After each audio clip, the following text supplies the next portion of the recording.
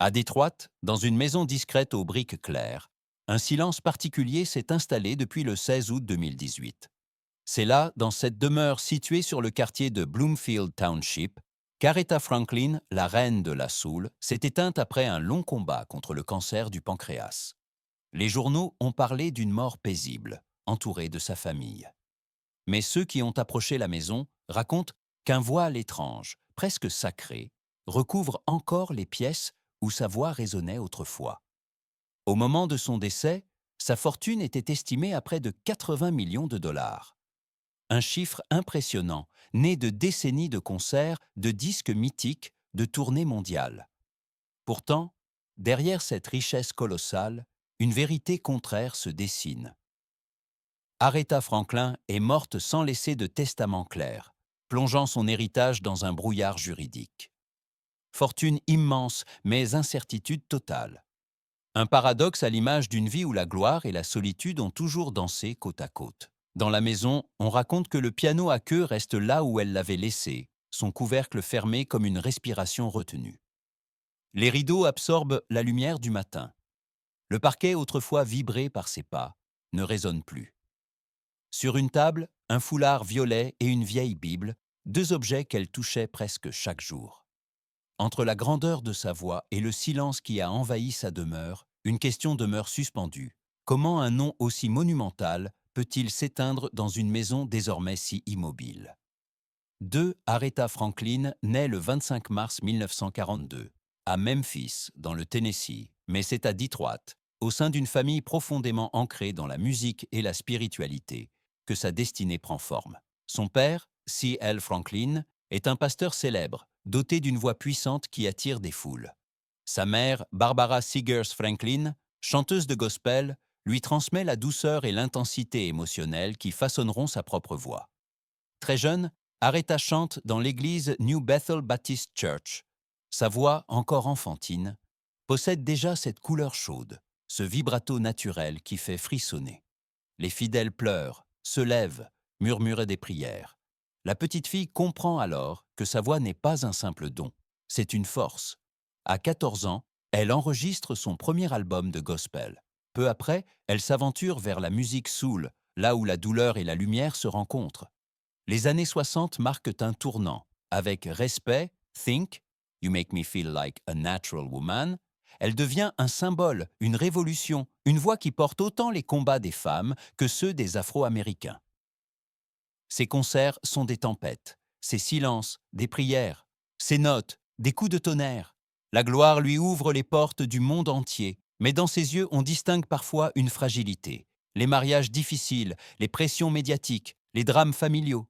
Tout cela la ronge, doucement. Mais sur scène, rien ne tremble. La lumière la reconnaît, le public l'adore. À mesure que les décennies passent, Aretha devient plus qu'une star. Elle devient une légende vivante. Michael Jackson, Beyoncé, Obama, tous la regardent avec une vénération presque sacrée. Pourtant, derrière les projecteurs, elle retourne toujours dans sa maison de Détroit, là où la musique n'était plus un spectacle mais un refuge. Sa vie est une ascension, mais aussi un combat, une gloire immense née d'un océan de douleur et de courage. Mais derrière les projecteurs, un autre récit se dessinait. 3. Les dernières années d'Aretha Franklin furent marquées par un lent retrait, presque imperceptible au début, comme une lumière qui baisse sans jamais réellement s'éteindre. Après des décennies de tournées, de studios d'enregistrement, d'apparitions publiques où elle brillait avec son manteau de fourrure iconique, Aretha commence à se faire plus rare. Sa santé décline, mais elle garde le secret, n'en parlant qu'à quelques proches. Detroit, sa ville, devient son refuge ultime. Dans sa maison de Bloomfield Township, elle vit entourée d'objets simples qui lui ressemblent. Des photos de famille, des trophées soigneusement alignés, des chaises anciennes et surtout ce piano qu'elle touchait encore lorsque la douleur devenait moins lourde. La lumière qui entre par les grandes fenêtres du salon semble flotter différemment, comme si elle tentait de préserver ce qu'il restait de la reine de la soul. Les visites se font plus espacées. Les concerts, annulés les uns après les autres. Aretha ne se déplace presque plus. Elle chante parfois, doucement, pour elle seule, dans une pièce où les rideaux épais retiennent le monde extérieur. Sa voix, bien que fatiguée, conserve une force mystérieuse. La puissance de quelqu'un qui a tout donné, trop donné peut-être. Ses amis proches racontent qu'elle passait de longues heures dans la véranda, enveloppée dans un châle, regardant la neige de Détroit tomber lentement. Il y avait dans son regard une sorte d'acceptation tranquille, comme si elle savait que le temps ne lui appartenait plus. Le téléphone sonnait souvent. Elle répondait rarement. Les couloirs de la maison devenaient son univers, un lieu où chaque pas semblait résonner comme un souvenir. La maladie gagne du terrain, mais Aretha refuse de quitter sa demeure pour un hôpital. Elle voulait mourir chez elle, entourée des voix qu'elle aimait, sous le toit qui avait vu sa gloire s'apaiser. La maison devient alors son dernier sanctuaire, la scène finale d'une vie portée par la musique, les luttes et la grâce. Et chaque soir, lorsque les lumières s'éteignaient, un silence profond envahissait les pièces. Un silence lourd, mais pas vide. Un silence qui semblait murmurer ce que sa voix ne pouvait plus chanter. C'est dans cette maison que le silence a fini par gagner. Le 16 août 2018, Détroit s'est réveillé dans une lumière pâle, presque laiteuse, comme si la ville devinait que quelque chose allait s'éteindre. Dans sa maison de Bloomfield Township, Aretha Franklin repose dans sa chambre, entourée de quelques membres de sa famille. Depuis plusieurs jours, elle ne chante plus, ne parle presque plus. Elle respire lentement, chaque souffle une bataille douce mais douloureuse. La pièce est simple, éclairée par une lampe tamisée posée sur une table en bois sombre. Sur le mur, un portrait d'elle plus jeune, en robe blanche, semble veiller sur la scène. La télévision est éteinte. Le piano dans le salon est silencieux. Le monde entier retient son souffle sans le savoir. Vers 10 heures du matin, tout devient immobile. Aretha Franklin rend son dernier souffle, entourée de murmures, de prières, d'une paix que seule la maison semble comprendre. La mort arrive sans fracas, sans cri, presque en douceur, comme une note finale tenue jusqu'à disparaître. Lorsque la nouvelle est annoncée, un choc traverse les États-Unis. Les radios diffusent en boucle « Respect ». Les églises de Détroit ouvrent leurs portes.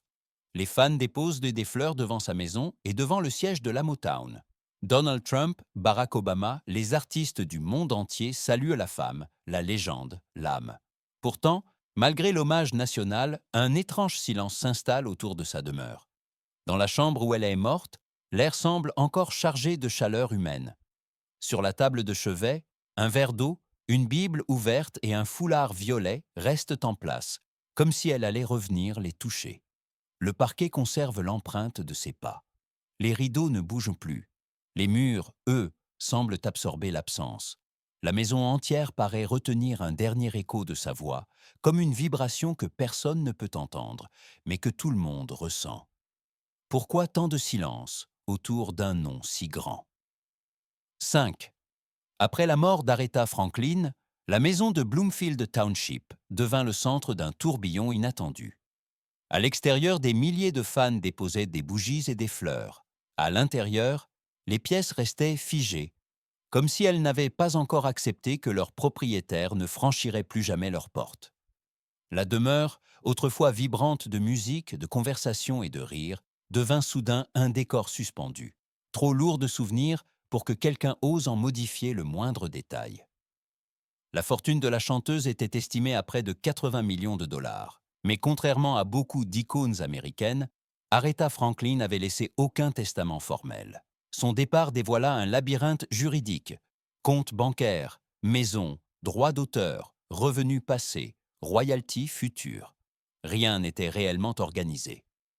Ses 4 fils, Clarence, Edward, Ted Jr. et Kecalf, se retrouvèrent au cœur d'une guerre silencieuse, non pas par cupidité, mais parce que rien n'avait été clairement établi. Les avocats découvrirent plus tard 3 documents manuscrits, rédigés à différentes périodes, retrouvés dans un tiroir, sous un coussin de canapé et même dans un cahier spiralé. Certains étaient datés, d'autres non. Certains signés, d'autres pas.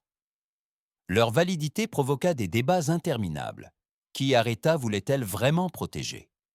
Que voulait-elle transmettre? Au-delà des biens matériels, il y avait la question des maisons. Celle de Bloomfield Township, où elle était morte, fut la plus chargée de symboles.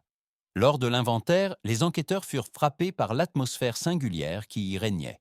Dans le salon, Le piano à queue restait parfaitement accordé, comme si Aretha devait y revenir. Sur les étagères, des trophées, des Grammy Awards, des photos avec des présidents, mais aussi des objets plus simples, des bougies parfumées, une tasse encore posée sur un sous-verre, un foulard soigneusement replié. La maison semblait retenir son souffle. Chaque pièce racontait une histoire, chaque meuble une époque, chaque silence une note de sa musique. Les experts évaluèrent la propriété, la cataloguèrent, mais ils comprirent vite que la valeur de cette maison ne se mesurait ni en dollars, ni en superficie. C'était un sanctuaire, un musée vivant, un lieu où la voix d'Aretha vibrait encore dans les murs. Dans les semaines suivant son décès, les proches affirmaient qu'ils entendaient parfois un léger tremblement dans la maison. Un bruit de rideau, un souffle d'air, une vibration presque musicale. Superstition ou vérité émotionnelle? Impossible à dire. Mais pour eux, Aretha n'était jamais vraiment parti. La justice mit des mois à organiser sa succession. Des comptes furent pas gelés, des biens déplacés, des clauses examinées. Mais au-delà des documents officiels, quelque chose d'essentiel échappait à tout contrôle: l'héritage invisible. Cette aura qu'elle avait laissée, cette force spirituelle, cette élégance qui transcende la mort. Peut-on vraiment posséder ce qui nous échappe après la mort? Les rideaux tremblent légèrement. La lumière baisse, et la maison immobile semble attendre encore une voix qui ne reviendra jamais. 6. Dans la maison de Bloomfield Township, les jours semblent désormais passer comme des ombres glissant sur les murs. Le piano est fermé, les rideaux immobiles, les couloirs silencieux. Pourtant, ceux qui s'y aventurent disent sentir quelque chose d'inexplicable. Une présence douce, une chaleur discrète, un écho presque imperceptible. Comme si Aretha Franklin, même absente, continuait d'habiter chaque pièce. Sa vie fut un long chant, une montée ininterrompue vers la lumière, puis un retrait lent, un souffle qui se fait plus court avant de disparaître. Elle a porté la Soul comme une couronne, elle a ouvert des portes, elle a brisé des murs, elle a fait pleurer le monde entier d'une seule note.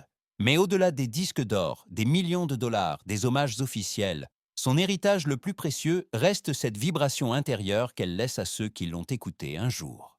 Lorsque la nuit tombe sur Détroit et que les rues se vident, on pourrait presque imaginer une silhouette traversant le salon de sa maison, effleurant le piano, murmurant une dernière mélodie. Une illusion tendre, mais qui dit tout, les grandes voix ne meurent jamais vraiment. Alors, une question essentielle demeure. Le vrai héritage, est-ce ce qu'on possède ou ce qu'on inspire? Qui se souvient encore d'elle? Et si la véritable richesse était le souvenir qu'on laisse dans le cœur des autres? Le vent glisse doucement entre les arbres. La lumière s'éteint. Et dans le silence, une vérité persiste. Le silence ne tue pas la mémoire, il la purifie.